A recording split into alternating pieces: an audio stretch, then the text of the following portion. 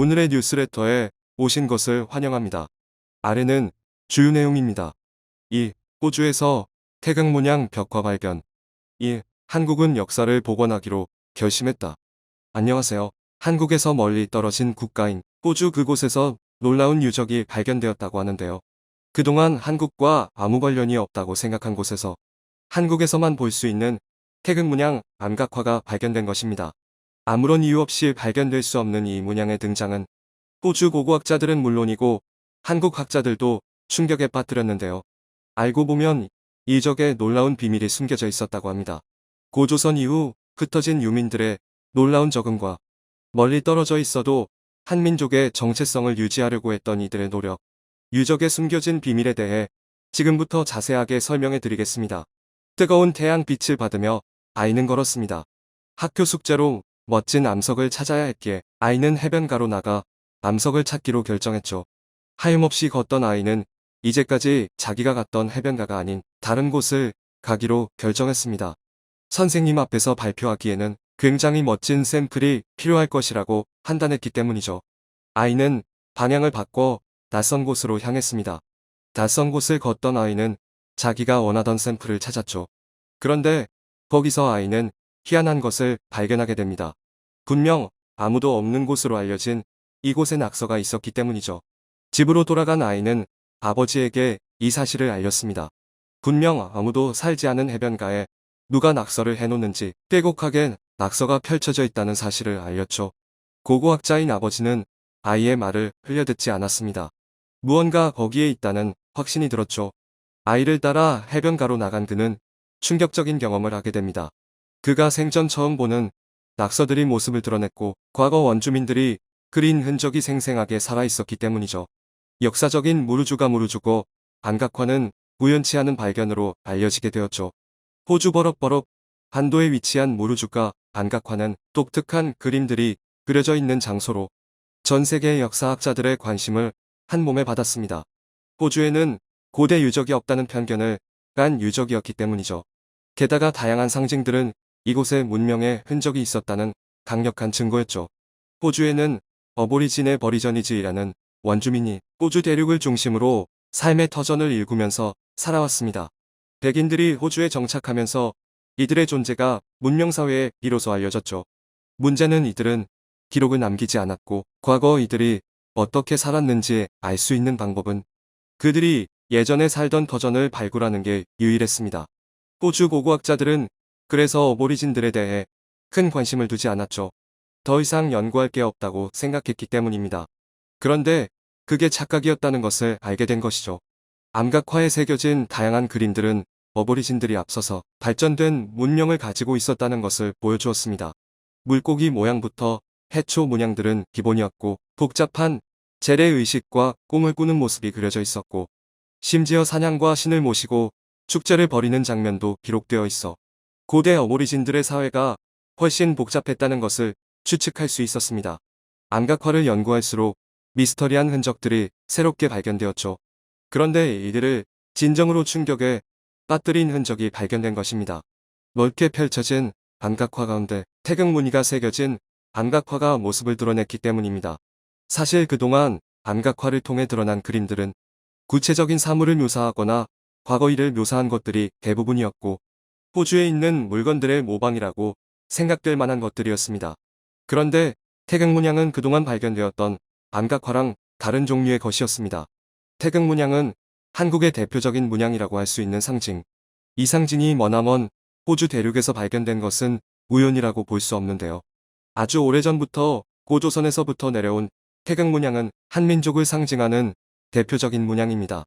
고조선에서부터 비롯된 태극문양은 다양한 형태로 한반도 전역에 퍼져 있을 뿐만 아니라 한국인들이 있는 곳에서는 쉽게 발견할 수 있는 대표적인 문양이라 할 수 있습니다. 환인의 뜻을 받들어 신단수 아래에 고조선을 세운 고조선인들은 천지와 빌의 원리를 설명하는 모양으로 태극 모양을 제시하는 등 독자적인 상징 체계를 갖추었습니다. 이후 삼국시대는 물론이고 고려시대, 조선시대에 이르기까지 태극 문양은 조상들의 문화에서 살아 숨쉬었죠. 이후 태극 문양을 채택한 국기가 등장했던 것은 우연이 아닙니다. 가장 오래된 태극 문예목 제품은 2009년 나주 보감리 고분군 발굴 현장에서 처음 드러났습니다. 관청에서 기밀을 필요로 하는 문서나 물건을 운송할 때 사용되는 봉황복간에서 태극 무늬가 발견된 것이죠. 칼 모양의 독특한 형태를 띤 목제품으로 백제 시대를 상징하는 물건으로 618년 무왕 시기에 유적으로 추정됩니다. 신라의 가문사 주춧돌에도 태극 문양이 새겨져 있는 유물이 발굴되었고 고려시대 허제석관의 태극문이나 종로 정전, 나무기둥의 삼태극 문양에서 한민족이 즐겨 사용한 문장이라는 것을 알 수 있는데요. 머나먼 호주 땅에서 태극 문양이 발견된 것은 다시 말해 한민족의 후예들이 호주까지 퍼져서 고대 고조선 문명을 계승한 흔적이라고 볼 수 있습니다. 한반도를 멀리 떠난 이들은 자신이 한민족이라는 것을 잊지 않은 것이죠. 그런데 멀리 떨어진 호주까지 어떻게 한국인들이 갈 수 있었는지 의문이 생길 수밖에 없습니다.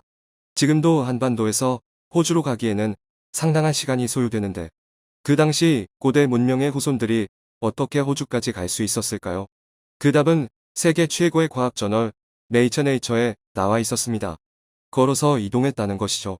지금은 물에 잠겨 보이지 않는 부분도 오래전에는 지표면에 노출되어 있었고 이를 이용해 저 먼 곳까지 걸어서 이동이 가능했습니다. 호주로 이동한 원주민들 역시 파푸아뉴기니와 인도네시아 등 동남아시아에 거주하고 있던 이들이 걸어서 호주 대륙으로 넘어간 것입니다. 호주 버럽 반도는 파푸아뉴기니와 가장 가까운 곳에 있다는 것이 강력한 증거인데요. 동남아시아에서 거주하고 있던 이들이 더 좋은 환경을 찾다가 호주 대륙으로 넘어왔고 이들이 문명을 만들었지만 사막으로 변하고 지각 변동으로 육지 부분이 물에 잠기면서 많은 부분이 미스터리로 남겨졌다는 것이죠. 호주연구위원회의 생물 다양성과 유산센터 커버 소속 연구원 마이클 버드 교수는 시뮬레이션 프로그램을 이용해 이주가 어떤 방식으로 이루어졌는지 실험을 해보았는데요. 인구 통계학 모델을 이용해 고대인들이 섬을 넘어간 방식을 탐구했습니다. 그 결과는 놀라웠죠. 망골리, 부루, 세람 섬에서 서파푸아뉴기니로 이어지는 북부 통로를 통해 원주민들이 이주했을 것이라는 결과를 얻은 것입니다. 단일 이주에 약 1000명에 가까운 사람이 이동했을 것으로 예측되는 이번 시뮬레이션은 걸어서 이동했을 것이라는 학자들의 추측을 보완해주는 중요한 실험 결과가 되었습니다. 이 실험을 본 호주 고고학자들은 고조선에서 흩어진 유민들이 남쪽으로 내려와 더 나은 환경을 찾아 계속 이주를 거듭했고 특정 이주민들이 호주로 내려와 한민족의 정체성을 유지하면서 태극 문양을 돌에 새기면서 살았다는 것을 깨닫게 된 것이죠. 아메리카 인디언들과 남미 인디언들의 흔적에서 한민족의 흔적을 발견한 손성태 교수 역시 호주 원주민 벽화에서 드러난 태극 문양의 흔적은 부정할 수 없는 한민족의 증거라고 말하며 알려진 것보다 더 넓은 영역에서 한민족이 삶을 영위했다는 것을 알 수 있다고 주장했죠. 그동안 호주 어보리진의 생활과 문화를 연구하던 학자들은 동남아시아 고대 문화에서 그 흔적과 생활상을 찾으며 태평양 문화로 알려진 원주민들의 네트워크에 대해 연구를 하고 있었습니다. 그런데 이번 태극 문양 발굴로 인해 더 넓은 범위에 이르는 문명의 교류와 한민족의 영향까지도 연구 범위에 포함해야 한다는 결론을 내렸다고 하는데요. 어보리진의 원시적인 문화는 서구 시선에서 바라본 편협한 흔적이라는 것을 깨달았다고 합니다. 덕분에 버럽 반도에 위치한 이 유적에 대해 한국 학자들의 참여와 복합적인 연구가 필요하다는 주장이 등장했는데요. 최근 버럽 반도 수중에 묻혀있는 어보리진의 초기 유물이 발견되면서 이 연구를 위해 호주 과학자들은 한국에 도움을 요청했다고 합니다. 호주 무르주가 유적에 대해 자세히 연구할 필요가 생겼는데요. 문제는 이 유적이 현재 수장될 위기에 처했습니다. 해수면 상승으로 인해 대부분의 유적이 물에 잠길 상황인데요. 더 심각한 문제는 이 무르루가 유적 주변에 발전소가 위치해 있어 폐수로 인한 자연환경 오염이 우려된다는 점입니다. 수면 위로 드러난 무르루가 암각화만이 아니라 수중에 잠들어 있는 유물까지도 연구해야 하는데 오염된 폐수로 인해 암각화가 훼손될 수도 있는 상황. 호주 자연사가와 자연보호론자들은 무르루가 유적의 보호를 위해 캠페인을 벌이며 발전소, 철수와 유적 보호를 위해 정부에서 철저한 지원이 필요하다고 주장하고 있는데요. 한국도 이 문제에 있어 자유롭지 않습니다. 태극 문양이 있는 것이 밝혀진 이상의 유적을 지키기 위해 한국도 유적에 대한 연구를 위해 나서야 합니다. 전 세계에 펼쳐져 있는 대한민국의 숨겨진 역사를 지키기 위해 지금부터 한국이 유적 보호에 적극적으로 나서길 바라겠습니다. 우리 학회는 해수면 상승 이론을 정론으로 채택하여 연구 중입니다. 요즘 수중도시에 대한 정보가 심심치 않게 공개되고 있습니다. 우리는 수중고고학 분야에도 공력을 기울여야 되겠습니다. 이후 한국은 고고학적 기법을 사용하여 남아있는 역사의 페이지를 드러낼 수 있습니다. 문화재 발굴이 땅 위에서만 이루어질 거라는 편견을 깨고 수중고고학자의 손끝에서 다시 태어난 유물들, 역사 속 빈 페이지를 채우는 날까지 고고학자의 시간은 언제나 푸른 바다를 지키고 있을 겁니다. 현재 한국은 수중고고학 연구의 최전선에 있습니다. 그 중심에 속 잠들어 있던 고대 보물을 발굴하는 사람들이 있다고 합니다. 63개의 섬이 별처럼 내려앉은 군산 고군산 군도. 이곳에 푸른 바다 위에 떠있는 바지선의 심해를 누비는 탐험가 15년 차 수중 고고학자 노경정 씨가 있습니다. 그는 국립해양문화재연구소에서 수중 발굴을 하고 있는 수중고고학자입니다. 항해 중 난파되거나 지형의 변화로 깊은 바다에 수몰된 유적과 수중, 유물을 발굴, 당시 시대를 연구하고 역사의 공백을 채워나가는 임무를 맡고 있습니다. 올해 이들이 군산 앞바다를 찾은 이유가 있다는데요. 해저 유물 발견 신고만 20건 이상이라는 고군산 군도해역. 이 지역은 예전부터 항로적으로 중요한 역할을 했던 지점인데요. 전라 지방에서 생산된 자기들을 개경으로 이동하기 위한 필수적인 루트였습니다. 고려시대부터 서해안 무역 항로 거점지로 선박들이 왕래했지만 풍랑으로 배의 난파가 잦았던 곳입니다.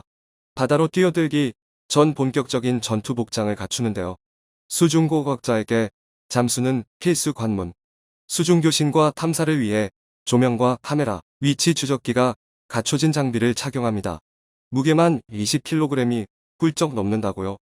해저 지형이 복잡한 데다 조류가 빠른 서해, 육지와 달리 1초도 한눈 팔 수 없는 바닷속 시간. 수심 7m 아래에는 위성 좌표를 통해 작업할 구간을 격자 모양으로 나눠 구분해 놓은 그리드 구간을 기준으로 탐사 지점을 넓혀간다고요. 문제는 서해 평균 시야가 1m 남짓, 한치 앞도 분간하기 힘들다는 것. 작은 유물도 놓칠 새라 어느 한 곳도 쉽게 지나칠 수 없습니다. 아래는 몇백 년간 쌓였을 진흙을 걷어내는 작업. 슬러지 펌프라는 기구를 이용해 진흙이나 개흙 등의 침전물을 제거하여 유물을 발견합니다. 그러면 아래와 같이 조선시대의 백자 조각 등의 유물이 발견되는데요. 시야가 흐린 바닷속에서는 유물의 종류와 상태를 살피기 힘들어 조심히 채집망의 수습, 남은 작업을 이어갑니다. 80여 분간 바다와의 사투도 마무리. 바지선 위로 오르자마자 다시 손이 바빠집니다. 보따리에서 등장한 다량의 도자기 파편들. 종류도 제각각. 저마다 정체가 궁금해지는데요. 파편 역시도 중요한 보물이라고요. 도자기들의 시대나 편년이 어느 정도 가능하고 추정해 볼 수 있는 근거 자료가 되기 때문에 굉장히 파편들도 중요한 역할들을 한다고 합니다. 한국 고고학자들은 현재 호주로 가고 있습니다. 비밀 역사는 곧 공개될 것입니다. 시청해 주셔서 감사합니다.